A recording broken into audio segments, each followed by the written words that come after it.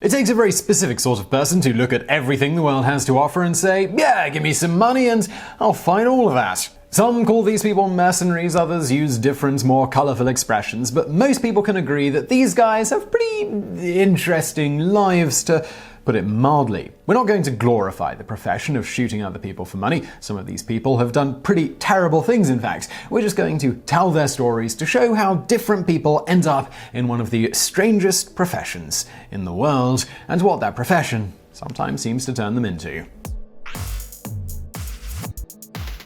Number 10. Frederick Russell Burnham. Frederick Russell Burnham was truly old school, a fearless adventurer mercenary who took part in some of the grittiest wars of the late 19th and early 20th centuries. The stories of his prowess are so legendary that they are, frankly, a little hard to believe. It's said that he once outrun a horse in a 22-mile race to deliver a message. The writer of King Solomon's Mines, who was a friend of Burnham's, said that the man was more of an action hero than anyone in his books. Another friend, Robert Baden-Powell, cited him as an influence when he created the Boy Scouts. Even Teddy Roosevelt was so impressed by Burnham that he invited him to join the Rough Riders. No matter what you think of these stories, Burnham was certainly always where the action was. His glorious moustache could be spotted in the Apache Wars, or serving as the chief of the Scouts for the British Army in the Second Boer War. He took part in the Mexican Revolution and was one of the only 3 survivors of the Singani Patrol, which was Rhodesia's version of the Alamo. There was no telling where the man would pop up next. You could find him in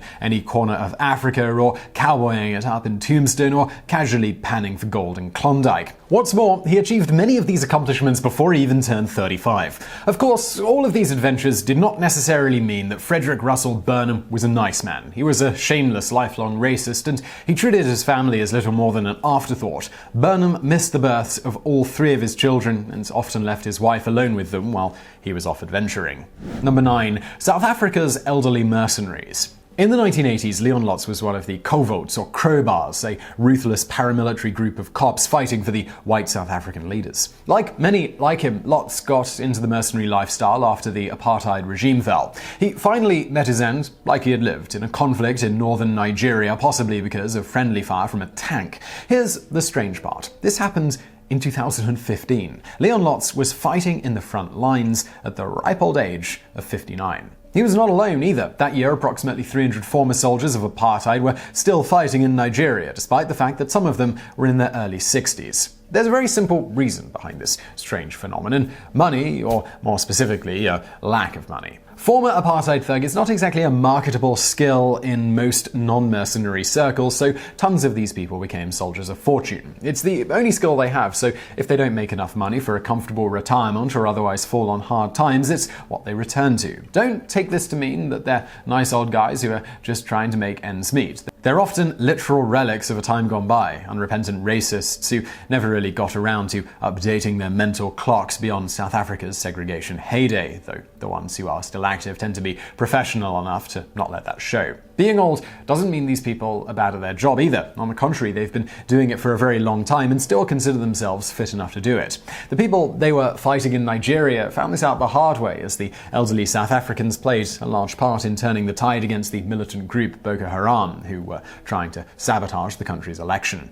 Number 8. Frank Camper. There's a very special type of mercenary who trains other mercenaries and claims he doesn't care what they do with the skills he teaches them. That type of mercenary is called Frank Camper. In the 1980s, Camper operated the Mercenary School in Jefferson County, Alabama, where he trained soldiers of fortune from all over the world. He was always a divisive figure. Some say that he was a very capable and effective trainer, while others insist that he's a fraud and his training consists of little more than campfires and sing-alongs in the woods. Regardless of which version you want to believe, he was leading a double life. Apart from being a mercenary trainer, Camper was also a dedicated informant to the FBI, as well as Army intelligence. These dual roles sometimes put him in strange situations, where he both helped instigate a crisis and prevented that very same crisis from happening. He once trained a group that attempted to kill India's Prime Minister. When he learned what they were up to, he immediately leaked the information and foiled their plans. He has done the same to smugglers and professional right-wing assassins. When one of his students later bombed a plane in India, he declared he'd do everything in his power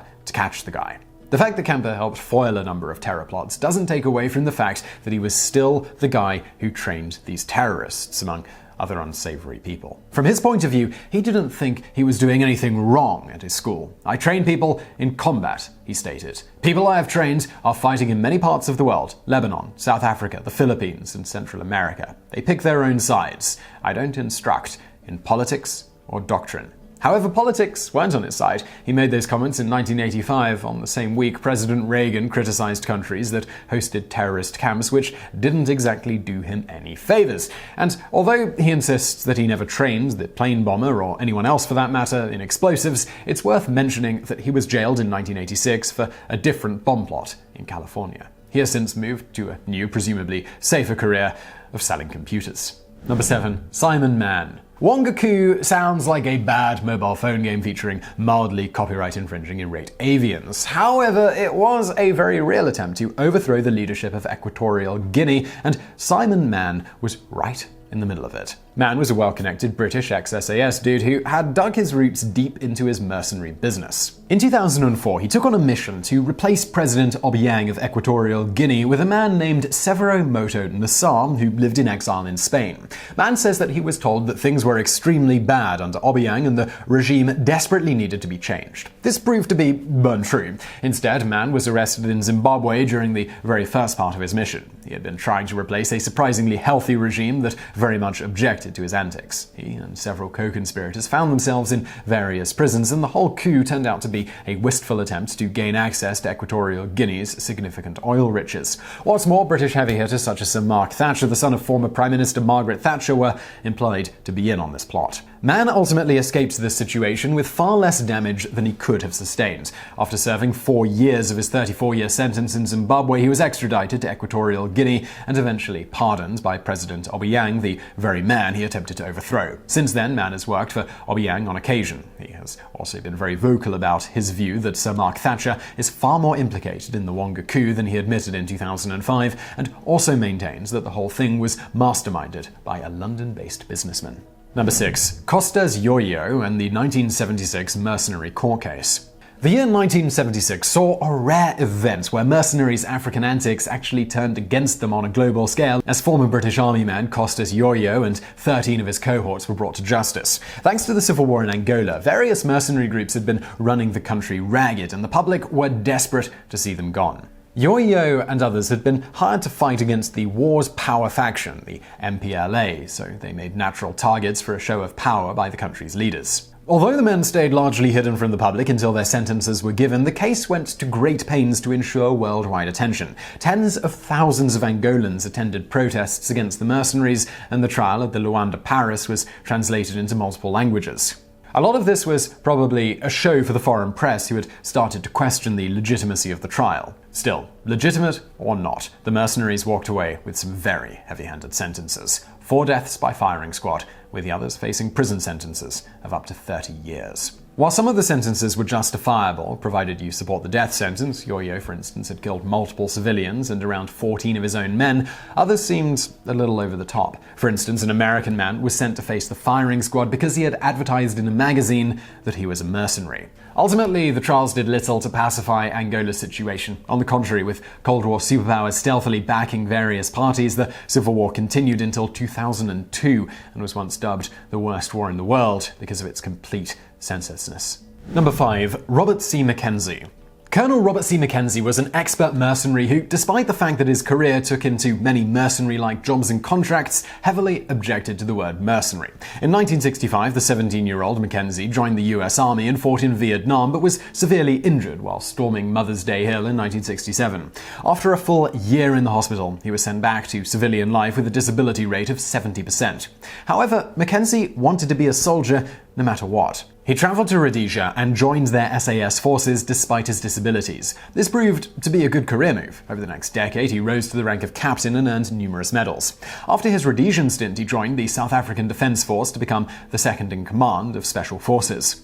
In 1985, MacKenzie returned home and started a second career as a long-time correspondent for Soldier of Fortune. For the next 10 years, he saw action all over the world and wrote well over 40 correspondent reports of said action. In 1995, he accepted a contract that would end in him meeting his fate in the most international way imaginable. He was shot in Bosnia, where he commanded a troop of Gurkha warriors who were training for a war in Sierra Leone. So the reason MacKenzie always disliked the term mercenary was that he never fought for the money alone. He treated international soldiering as a legitimate profession and only fought for causes that he personally approved as good and just.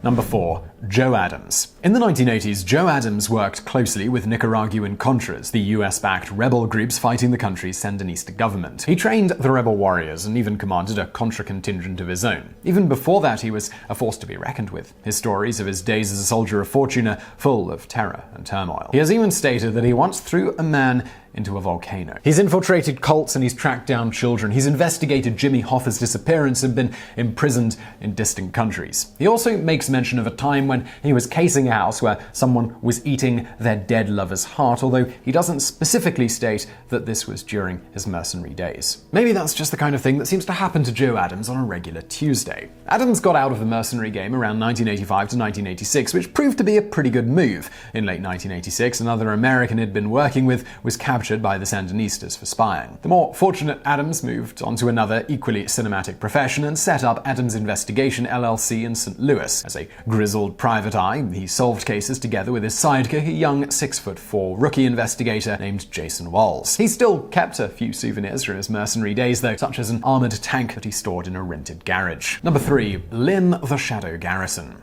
When a man is known as the Shadow, you know he's either a really strange person or a character in a video game. Lynn Garrison definitely fits the former category and wouldn't be entirely out of place in the latter one either. The Canadian Garrison has been, among other things, a military combat pilot, an air mercenary in Nigeria, an adventurer, a CIA collaborator, a Hollywood stuntman, and a general international man of mystery. He intensely dislikes being photographed, and a rare 1993 interview showed that just holding a camera near him is an excellent way to have it violently confiscated and the film exposed.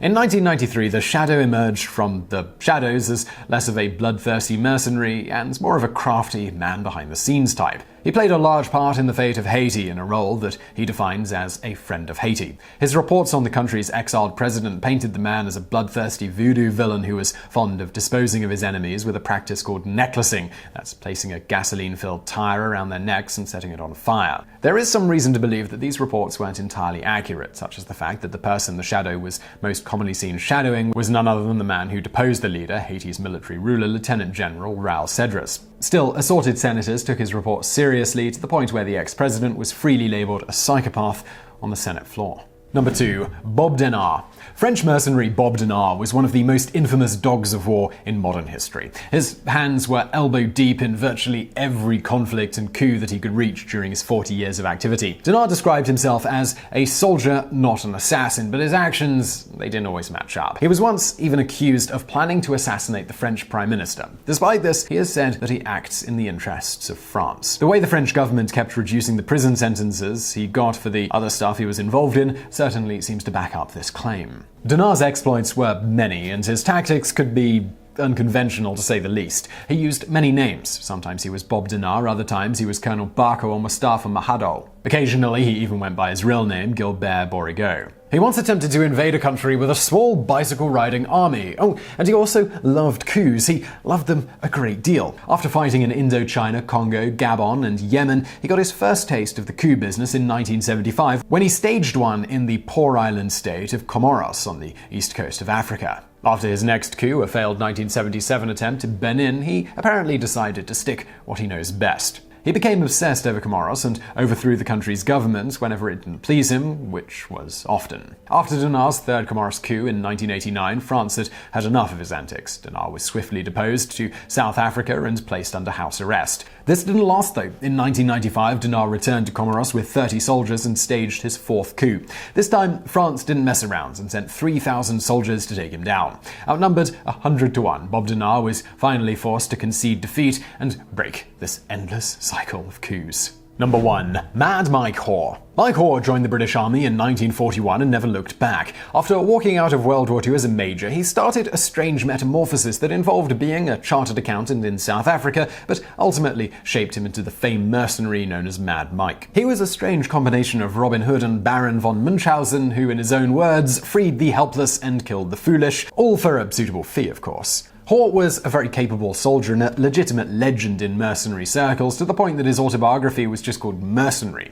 However, one of his most significant talents was always storytelling. He could weave a Hollywood-quality story out of anything, from a bulldog bite while riding a motorcycle to his wife's nasty case of cerebral malaria. Mad Mike roamed all over the world, but his most famous antics happened in the Congo, where he led a 600-strong fighting ensemble called 5 Commando. Mad Mike had some very peculiar demands for his troops. They had to love combat and be tremendous romantics. Apart from that, he was very open to everyone. He even welcomed homosexual soldiers in his troops and commented that he couldn't imagine why anyone would boot them from their army. Granted, it was because he felt they fit well in support roles like cooks and orderlies, but that was still pretty open-minded for the 1960s. One of Hoare's pet peeves was his profession's reputation. When the brutal and unkempt Belgian mercenaries known as Les Affreux, the frightful ones, started arriving in the Congo around 1961, he immediately disliked them. Hoare went to great pains to make sure that his men always wore neat uniforms, treated women respectfully, and shaved every day. Ironically, the leader of Les Affreux was none other than Bob Denard, who we just mentioned. It should go without saying that the two men viewed each other as arch rivals. In the late 1970s, the aging Hoare slowly started to distance himself from active mercenary missions, citing the stabilizing global situation and new, virtually unbeatable armies in places like Rhodesia and South Africa. Of course, old habits die hard, and he could still easily come up with a plan for removing Idi Amin from power while casually sitting in the back of a taxi. So I really hope you found that video interesting. If you did, please do hit that thumbs up button below, and don't forget to subscribe. Brand new videos just like this every day of the week. And if you're looking for something else to watch right now, why not check out my other channel? It's called Biographics. You can find a link to that on the screen now. And as always, thank you for watching.